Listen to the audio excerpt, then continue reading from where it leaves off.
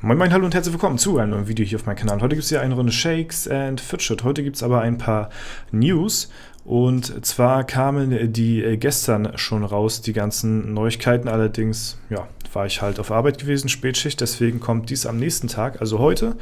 Ne? Und auch schon ein bisschen früher, denn im Verlaufe des heutigen Tages, also heute am 15.09., könnte es tatsächlich gut sein, dass das Update schon live geht oder zumindest ein Teil davon schon erscheint. Ja, ansonsten, wenn ihr keine weiteren Informationen zu den kommenden Updates und zukünftigen Updates verpassen wollt, dann lasst gerne ein kostenfreies Abo auf den Kanal hier da, um nichts zu verpassen. Vielen lieben Dank dafür und jetzt widmen wir uns mal dem Update, was kommen wird. Es ist ziemlich krankes Zeug angekündigt, wie ich finde, also ziemlich viel, ja.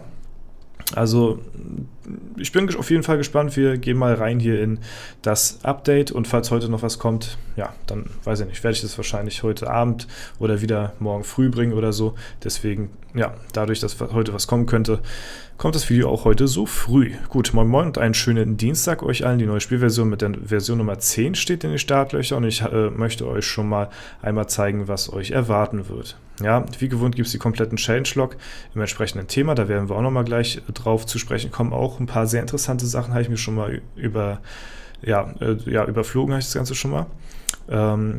Genau, ansonsten hier die Information, dass S1 erstmal wieder down ist, so, ne? Also da wird das Update zuerst aufgespielt, ne? Am morgigen Mittwoch, was ja dann quasi heute ist, ne? Kommen die anderen Welten danach. Also es könnte sein, dass heute denn das Update schon aufgespielt wird auf alle Server, so, ne? Trotzdem möchte ich euch da natürlich so gut es geht auf dem Laufenden halten. Genauso wie der Kotti hier. Ja, aber nun zum Update. Das Ganze im Zeichen der Dungeons steht, genauer gesagt im Zeichen der Dungeons. Ja, die Taverne der dunklen Doppelgänger, das wussten wir ja jetzt schon, so heißt ja DTDDD. Und diabolische Betriebsfeier, was halt auch, der Legendary Dungeon quasi ist. Und es gibt auch schon ein paar Bilder zum neuen Dungeon, ne? Aber wer das nicht sehen möchte, ich zeige es ganz zum Ende des Videos. Wer sich nicht spoilern lassen will, da sage ich dann, ab hier zeige ich jetzt die Bilder für den neuen Dungeon und dann könnt ihr entweder ab diesem Punkt abschalten oder ihr guckt euch schon mal ein paar Gegner an, die im neuen Dungeon verfügbar sind. Es gibt auch ein Bild, wie der Dungeon auf der Karte aussieht, das kann ich euch alles zum Ende des Videos zeigen. Wer es nicht sehen will, beendet dann einfach das Video, wenn ich euch da denn drüber informiere. Aber erstmal weiter hier im Text. Die Taverne findet ihr auf der Dungeon-Karte oben mittig und die Zugänge sind über Schlüsselfunde aus der Edelsteinmine der Festung geregelt. Ja? Den Schlüssel für die Lichtwelt-Variante könnt ihr ab Charakterstufe 270 finden, den der Schattenwelt-Variante ab Charakterstufe 350. Der Dungeon dort ist naturgemäß ja auch ein bisschen schwieriger. Also die Schattenwelt-Variante wird wahrscheinlich ein ganz guter Late-Game-Dungeon werden, sag ich mal, ne? Was mich persönlich sehr, sehr freut, denn man hat dann auch wieder ein bisschen mehr zu tun nachher im Late-Game. Ne? Das ist auf jeden Fall sehr nice. Es erwarten euch je 10 Ebenen mit durchaus bekannten oder gar beliebten Gegnern. Und im Sammelalbum findet ihr 2 neue Achievements, die hat man auch schon gesehen bei Hanrys auf dem Kanal, könnt ihr gerne auch da vorbeischauen, für die Bereinigung der beiden Dungeons. Ja? Da sind aber bisher nur 2 kleine PNGs bekannt soweit.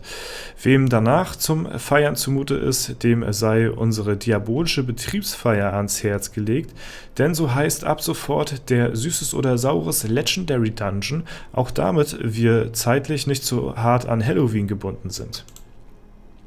Die neueste Version des Legendary Dungeons wird euch ab nächster Woche Freitag 18 Uhr, wenn ich es recht erinnere, offen stehen und dies 10 Tage lang.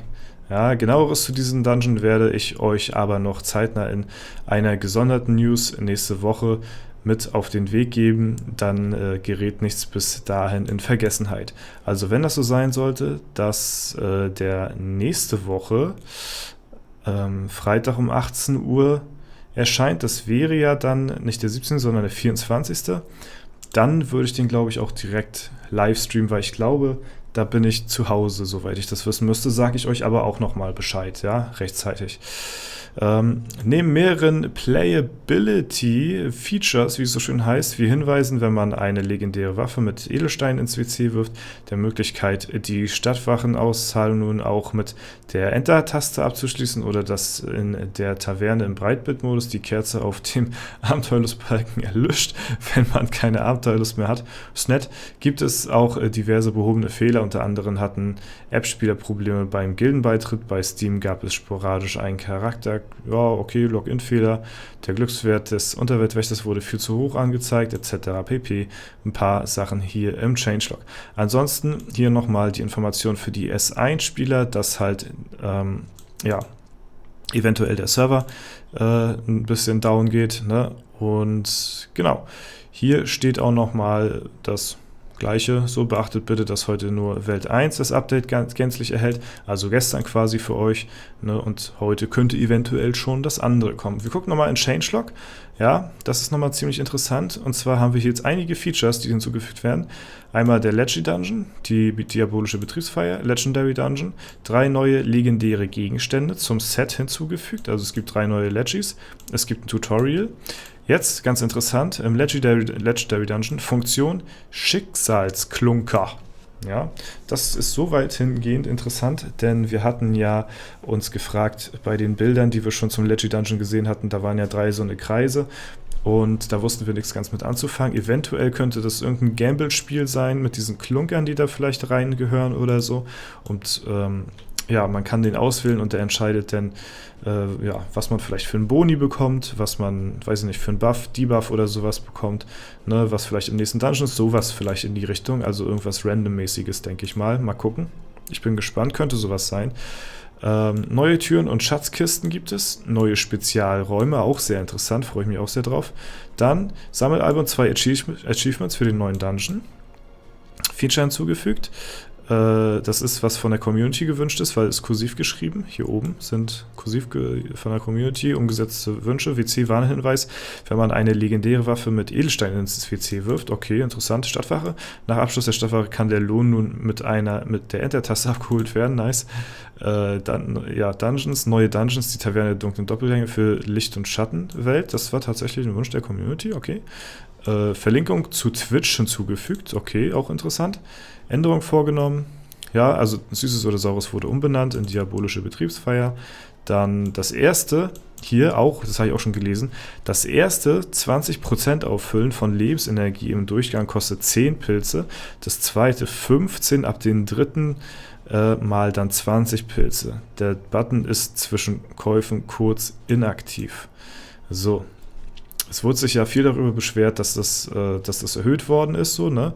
Und ja, ich sag mal, das erste 20% auffüllen.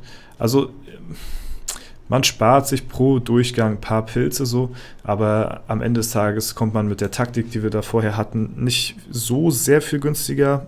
Roundabout spart man sich trotzdem ein paar Pilze, aber die Taktik davor war halt trotzdem, ja, also die war halt viel, viel besser gewesen in meinen Augen als das jetzt so. Das ist jetzt so ein bisschen, ja,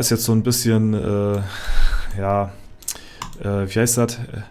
Ein Tropfen auf einen heißen Stein oder so, ne? Aber okay, Änderung vorgenommen, Legendary Dungeon Spezialraum das Loch wurde entfernt. Auch sehr interessant zu wissen. Es gibt kein Loch mehr, wo man reinfallen kann, um ein paar Etagen zu überspringen. Also das gibt es auch nicht mehr. Waffe Excalibur gedreht, damit diese in der Kampfanimation nicht mit dem Griff zuschlägt, auch interessant. Ja, wenn die Abenteuerlust bei 0 ist, dann wird die Kerze erlischt. Okay, gut. Ansonsten, wer sich das Ganze weiter hier noch durchlesen will, was hier noch die Fehler und alles sowas betrifft, der kann gerne das Video stoppen und sich das in Ruhe durchlesen. Ansonsten gibt es hier erstmal nichts weiter zu zeigen. Jetzt zum Schluss, Leute, zeige ich euch die Bilder, die bisher bekannt sind vom neuen Dungeon und auch wie der auf der Karte aussehen wird und meine Meinung dazu auch, ne? Wer sich das nicht angucken möchte oder ja, vielleicht nur anhören oder vielleicht sich auch gar nicht spoilern lassen will, der schaltet jetzt das Video ab. Ansonsten, es gibt auch nicht sehr viel zu sehen, weil es wurde ein bisschen gerecycelt, sag ich mal, ne? Gut, es geht los. Wir zeigen die neuen Bilder und zwar hier fangen wir damit an. Es gibt einmal den tanzenden Pilz. Hier sieht man auch schon die Werte vom Gegner und auch schon das Design so, ne?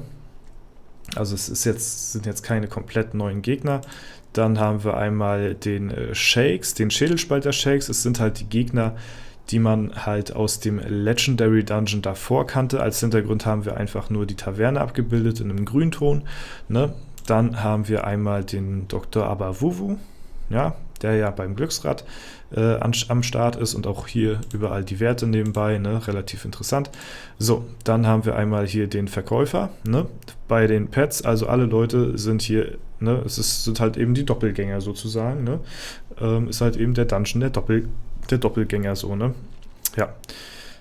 Und dann haben wir zum Schluss einmal ein Bild, wie das Ganze hier auf der Map aussehen wird, ne? Da haben wir hier über Hermoridor die Taverne, ne? Die Taverne der Doppelgänger, das wäre dann quasi hier oben, ja, bei Hermoridor, genau da drüber, da wird das Ding schweben, ne? Also zwischen Märchenturm und Hermoridor, hier oben wird das Ding angesiedelt sein, so sieht das Ganze aus. Ne? Hier sieht man auch noch die Fahne vom Märchenturm und hier ist das Ganze denn. Ne? Ich gehe mal davon aus, also ich hätte jetzt nicht gedacht tatsächlich, dass die jetzt noch einen Dungeon hier einfach so reinklatschen, nachdem die nordischen Götter hier schon platziert worden sind, ne? Wo nichts hinzudesignt worden ist. Und ich hätte nicht gedacht, dass sie jetzt noch mehr Platz finden, um noch einen Dungeon in die Ecke hier oben zu quetschen. Aber, ja, jetzt kommt das große Aber, ich habe mir schon fast gedacht, dass sie das machen werden, denn ich gehe mal nicht davon aus, dass sie eine komplett neue Dungeon-Map entwickeln werden, bevor das neue Backend am Start ist. Sie haben ja auch selbst gesagt, sie werden keine großartigen Updates mehr produzieren, bevor das neue Backend draußen ist. Und das muss man halt so akzeptieren und respektieren, denn es wäre verschwendete Liebesmühe, wenn man für diese Version noch was Neues entwickeln würde und die dann mit der neuen Version nicht mehr kompatibel wäre. Also ja, hat man den Dungeon jetzt, denke ich mal, sporadisch hier hingestellt und ich hoffe mal, dass denn mit der neuen Version, also ich will natürlich nichts versprechen, aber es sind nur meine Wünsche so, oder Hoffnungen, die ich habe, dass mit dem neuen Backend auch dann eine neue Dungeon-Karte vielleicht dann auch kommt, weil dann sind natürlich mehrere Möglichkeiten offen und das Ganze dann ein bisschen schöner designt wird, anstatt einfach nur so dahin zu klatschen, weil, sind wir mal ehrlich, so richtig gut passt das hier oben jetzt nicht so rein. Ne? Also, ich bin gespannt auf jeden Fall. Ich respektiere es aber trotzdem, dass sie im Hintergrund an einer neuen Version für das neue Backend arbeiten, um bessere, viel bessere, neue, aktuellere, modernere Features umsetzen zu können und parallel dazu trotzdem noch weitere Updates bringen, wie zum Beispiel jetzt diesen Dungeon und den Legendary Dungeon und uns trotzdem damit halt ein bisschen auf Trab halten, so, ne, mit den neuen Features. Das finde ich per se nicht verkehrt. Ne? Es wird halt an mehreren Baustellen gearbeitet. Das muss man auch respektieren an der Stelle. Ne? Ja, ansonsten war es das soweit mit den News. Falls es noch was Neues heute geben sollte, dann werde ich euch davon wahrscheinlich erst abends oder morgens oder irgendwann berichten, weil ich ja tagsüber dann auch auf Arbeit bin. Ansonsten war es das soweit von mir. Schreibt mir gerne eure Meinung dazu in die Kommentare, wie ihr das Ganze findet. Und ja, lasst mich das gerne wissen. Ich verabschiede mich. Ich hoffe, es hat euch gefallen. Wenn es der Fall sein sollte, lasst gerne Bewertung und Kommentar dazu da. Ansonsten wünsche ich euch noch einen super schönen Tag. Vielen Dank fürs Zuschauen. Haut rein und bis zum nächsten Mal.